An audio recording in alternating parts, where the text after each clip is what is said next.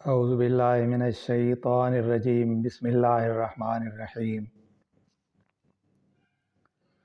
अल्हम्दुलिल्लाहि रब्बिल आलमीन वस्सलातु वस्सलामु अला सय्यिदिल अंबियाइ वल मुरसलीन व खातमिन नबिय्यीन व अला आलिहि व अस्हाबिहि अजमईन। अम्मा बाद। प्यारा दोस्तों, अस्सलामु अलैकुम व रहमतुल्लाहि व बरकातुहू। मुंहिंजा साईं, ही तव्हां असांजे झोली में जेको मुफ़्त जो हीरो क़ुरान अज़ीम अल्लाह साईं अता कयो आहे, मुस्तफ़ा करीम सल्लल्लाहु अलैहि वसल्लम जी मार्फत, मुंहिंजो सोणे हबीब अलैहिस्सलातु वस्सलाम जी मार्फत, उन क़ुरान पाक मञा तव्हांखे हिकिड़ी आयत ॿुधायां थो।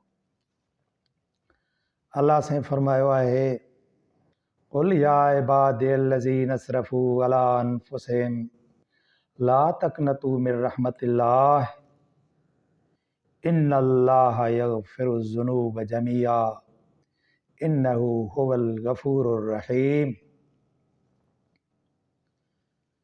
मुंहिंजो रब करीम थो फरमाए, ए मुंहिंजा हबीब सल्लल्लाहु अलैहि वसल्लम, त तूं मुंहिंजे उन्हनि बाननि में ऐलान फरमाए जन गुनाह करे करे पंहिंजे पाण ते ज़ुल्म कयो आहे।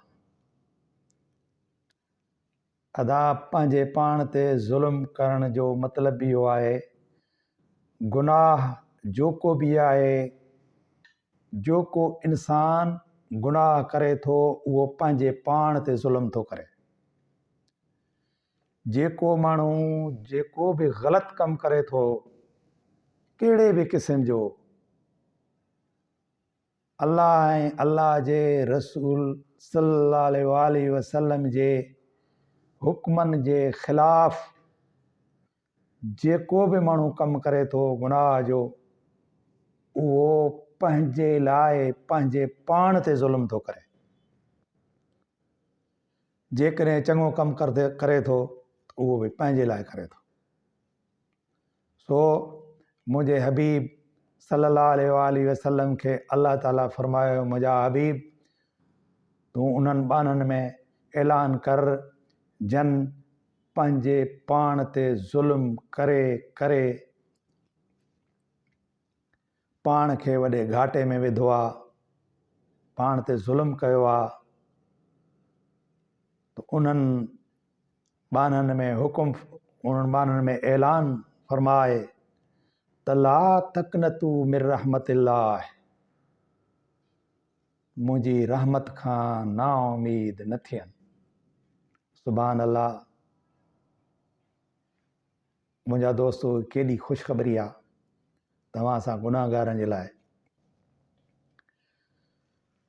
त मुंहिंजी रहमत खां ना उमीद न थियनि। इन्नल्लाह यग़फ़िरुज़्ज़ुनूब जमीआ, अल्लाह साईं उन्हनि जा टोटल गुनाह माफ़ फरमाइण वारो आहे। इन्नहु हुवल गफ़ूरुर रहीम, बेशक अल्लाह ताला जेको आहे उहो बख़्शणहार आहे ऐं महिरबान आहे ऐं रहीम आहे ऐं गफ़ूर आहे। याने कि तव्हां असां गुनाहगार बानड़नि जा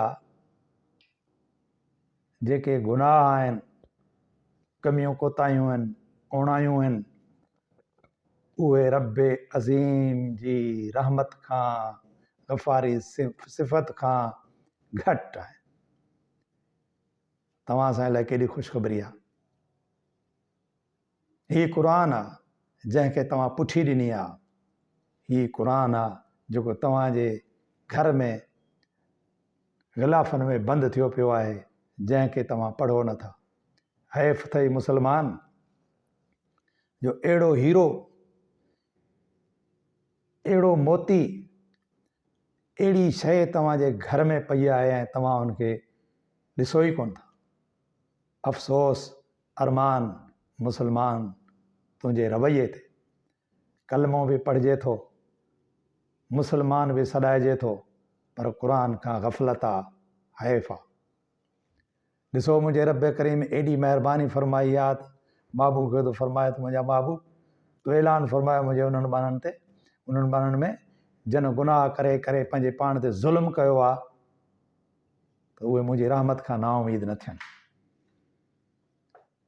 हीअं साईं, उनखां अॻिते मुंहिंजे रब करीम अञा हिकिड़ी ॿी आयत फरमाई आहे जेका तव्हां असां गुनाहगारनि जे लाइ वॾी ख़ुशख़बरी आहे।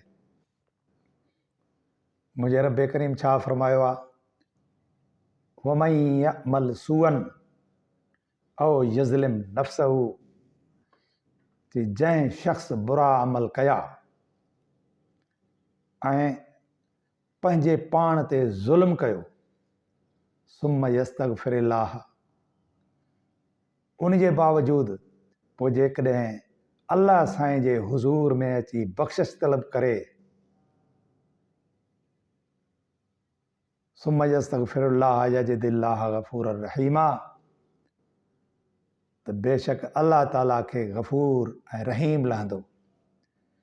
यानी ज़ुल्म करण जे बावजूदि, गुनाह करण जे बावजूदि जेकॾहिं अल्लाह साईं खां माफ़ी घुरंदो त अल्लाह साईं खे गफ़ूर रहीम लहंदो, यानी बख़्शणहार लहंदो। अड़े बानो तव्हांखे अहिड़ो गफ़ूर ऐं रहीम रब मिलियो आहे, सदके मुस्तफ़ा करीम जे। असां रब खे कोन सुञाणंदा हुआसीं, रब करीम जी सुञाण तव्हां असांखे मुस्तफ़ा अज़ीम ॾिनी। उन महिरबान जी सुञाण असांखे मुंहिंजे मुस्तफ़ा करीम सल्लल्लाहु अलैहि वसल्लम ॾिनी आहे। त मुंहिंजा दोस्तो, क़ुरान पढ़ो, मुंहिंजे महबूब सां मुहबत कयो, ख़ुदा सां मुहबत कयो, ख़ुदा जे हबीब सां मुहबत कयो। ख़ुदा एॾो महिरबान अथव, इहे सभई गुनाह माफ़ करण वारो फरमाइण वारो आहे। पर शर्त इहा आहे त पाणे ईंदो होत, पाणे ईंदो होत कुझु आऊं बि अॻु भरी थियां, मतां चवे बलोच त कमीनी मां कुझु ई न थियो। त बाबा मोह त मुंहिंजे मुस्तफ़ा ॾे कयो, मोह त रब करीम ॾे कयो, जो मोहड़ जे मोहड़ ओॾो मटे छॾी तव्हां त पोइ पंहिंजी क़िस्मत ते मातम कयो। वमा अलैना इल्लल बलागुल मुबीन।